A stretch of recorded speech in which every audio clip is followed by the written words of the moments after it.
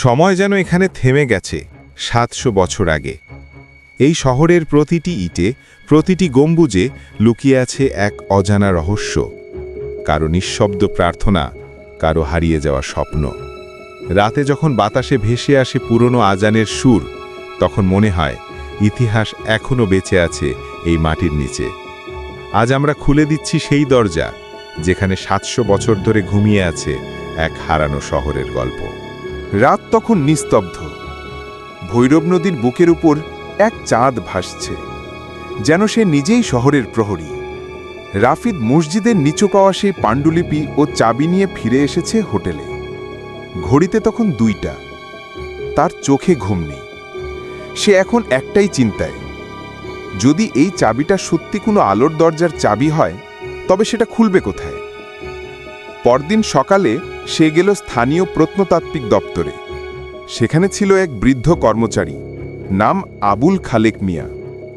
রাফিদ তাকে চাবিটা দেখালো। বৃদ্ধ চশমা নামিয়ে বললেন, এই চাবির মাথায় যে প্রতীকটা আছে, এটা আগে দেখেছি।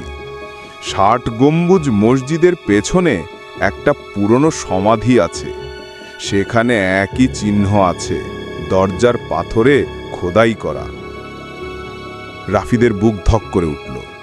সে ছুটে গেল সেই দিকে।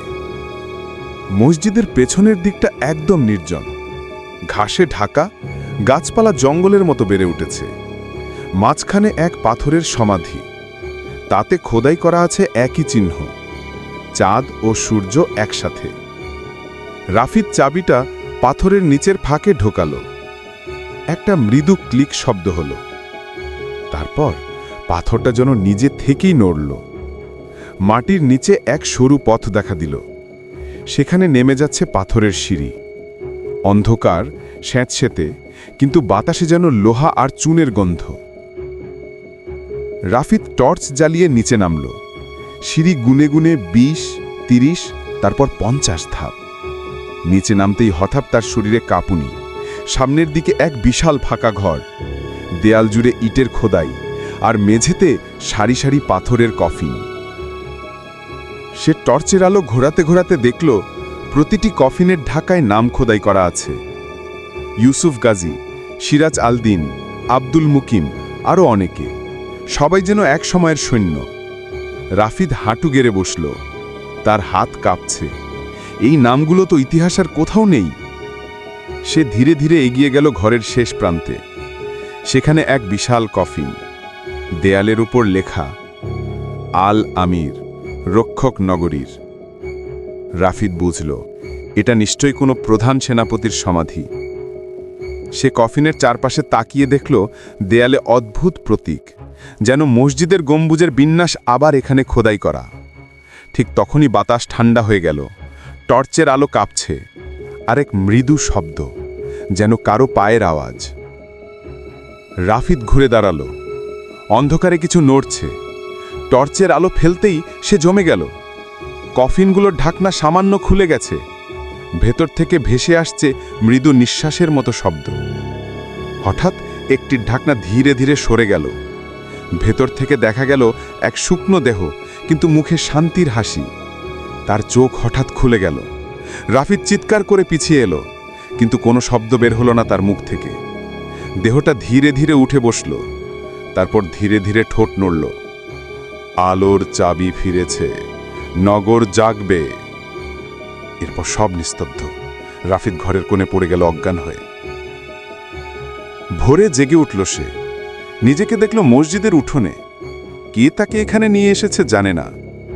চাবিটা এখনও তার মুঠোয়, কিন্তু তার মনে হলো গত রাতটা স্বপ্ন নয়, কারণ তার পোশাকে এখনও মাটির গন্ধ, আর হাতে লেগে আছে পুরনো ধুলো। সে নিচের দিকে তাকালো। তার হাতের তালুতে হালকা খোদাই হয়ে গেছে সেই প্রতীক, চাঁদ ও সূর্য একসাথে। পরদিন থেকেই বাগেরহাটে ঘটতে লাগলো অদ্ভুত ঘটনা। রাতে মসজিদের আশেপাশে আলো দেখা যায়। কেউ কেউ বলে গম্বুজের ফাঁক দিয়ে একদল ছায়া নামাজ পড়ছে। আবার কেউ বলে রাতের বাতাসে ভেসে আসে ধাতব শব্দ, যেন কেউ তলোয়ার ধার দিচ্ছে।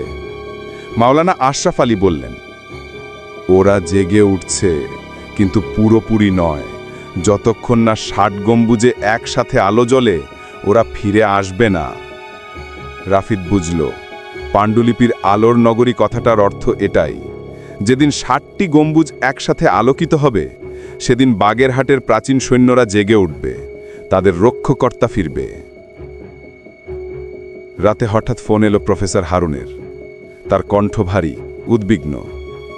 রাফিদ, যা করছো এখনই থামাও। কিছু শক্তি আছে যেগুলো ঘুমন্ত থাকলেই ভালো। তুমি জানো না তুমি কাদের জাগিয়ে তুলছ।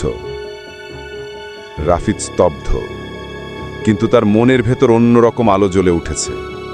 সে জানে যে এই ইতিহাসের গভীরে আছে এমন কিছু যা কেউ কখনো প্রকাশ করতে পারেনি, আর সে এখন সেই পথে হেঁটে যাচ্ছে যেখান থেকে কেউ ফিরে আসে না, কিন্তু ইতিহাস জীবন্ত হয়ে ওঠে। রাত গভীর। বাগেরহাটের আকাশে অদ্ভুত এক চাঁদ উঠেছে, অর্ধেক সাদা অর্ধেক লালচে। রাফিদ হাঁটছে 60 গম্বুজ মসজিদের দিকে, হাতে সেই আলোর চাবি, যা এখন আর ধাতব নয়। একটা হালকা নীল আভা ছড়াচ্ছে, যেন শ্বাস নিচ্ছে। চারপাশে কেউ নেই, তবু কোথাও যেন পায়ের শব্দ শোনা যায়। পুরনো বর্মের ঘর্ষণ, চেনের মৃদু ঝনঝনানি। মসজিদের মূল দরজায় পৌঁছে রাফিদ থমকে দাঁড়ায়। দরজার দুই পাশে এখন খোদাই হয়ে উঠেছে নতুন কিছু চিহ্ন, আরবি অক্ষরের মতো, কিন্তু আসলে নয়। সেগুলো জ্বলছে, যেন কেউ 1000 বছর আগে আগুনে লিখে রেখে গিয়েছিল। সে ধীরে ধীরে চাবিটা উঁচু করে ধরল। চাবির আলো মিলে গেল দরজার প্রতীকের সঙ্গে। আল নূর, কদিম আল হাফিজ, এই শব্দ দুটো তার মুখ থেকে নিজে থেকেই বেরিয়ে এলো। সে জানে না এর মানে কি। দরজাটা ধীরে ধীরে কেঁপে উঠল। মসজিদের ভেতর থেকে বেরিয়ে এলো গরম বাতাস, ধুলো, ধূপ আর পুরনো ইতিহাসের ঘ্রাণে মিশ্রিত। ভেতরে ঢুকে রাফিদ যা দেখল তা কোনো মানুষ বিশ্বাস করবে না। গম্বুজগুলোর নিচে জ্বলছে অদ্ভুত আলোক রেখা, যেগুলো একে অপরের সঙ্গে যুক্ত হয়ে তৈরি করছে এক বিশাল প্রতীক। প্রতীকের মাঝখানে দাঁড়িয়ে আছে একজন বৃদ্ধ, সাদা দাড়ি, চোখে আলো। তুমি তাকে জাগিয়ে তুলেছ, বৃদ্ধ বলল, কণ্ঠে বজ্রের মতো প্রতিধ্বনি। সেই রক্ষককে যে শহরটাকে শেষ যুদ্ধে রক্ষা করেছিল। রাফিদ অবাক। আপনি কে? আমি শেষ দারোয়ান। যে চাবিটা তুমি ধরেছ সেটাই আলোর ফটক খুলে দেয়, কিন্তু এখনও 60টি গম্বুজ জ্বলেনি। তুমি একাই তা জাগাতে পারবে না। রাফিদের চারপাশে বাতাস ঘুরে উঠল। চোখের সামনে ঘূর্ণির মতো আলো ঘুরে এক মুহূর্তে মিলিয়ে গেল সব। ভোর হল। রাফিদ চোখ খুলল বাগেরহাটের নদীর পাড়ে। তার পাশে পড়ে আছে ভেজা পাণ্ডুলিপি, আর চাবিটা নিভে গেছে, যেন ঘুমিয়ে পড়েছে আবার। দূরে দেখা গেল মসজিদের গম্বুজে হালকা ধোঁয়ার রেখা, যেন কেউ আগুন জ্বালিয়েছে ভেতরে। রাফিদের মনে এখন একটাই প্রশ্ন, যদি চাবি সত্যিই আলোর ফটক খোলে, তাহলে কে প্রথমে সেটি বন্ধ করেছিল, আর কেন? সেদিন রাতে প্রফেসর হারুন আরেকটি চিঠি পাঠালেন। তার হাতের লেখা কাঁপা, যেন তাড়াহুড়োয় লেখা। রাফিদ, আজ রাতে দক্ষিণ দিকের গম্বুজে যেও না। ওখানে এখন যা ঘটছে সেটা ইতিহাস নয়, ওটা প্রতিশোধ। রাফিদ জানে ভয় পাওয়ার সময় নেই। সে সিদ্ধান্ত নিল, পরের পূর্ণিমার রাতে 60 গম্বুজের সব আলো জ্বালাবে।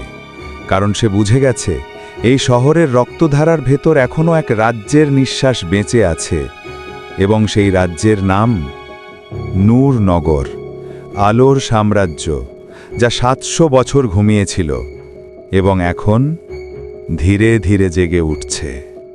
গল্পের বাকি অংশ শুনতে চ্যানেলটি সাবস্ক্রাইব করে সাথে থাকুন।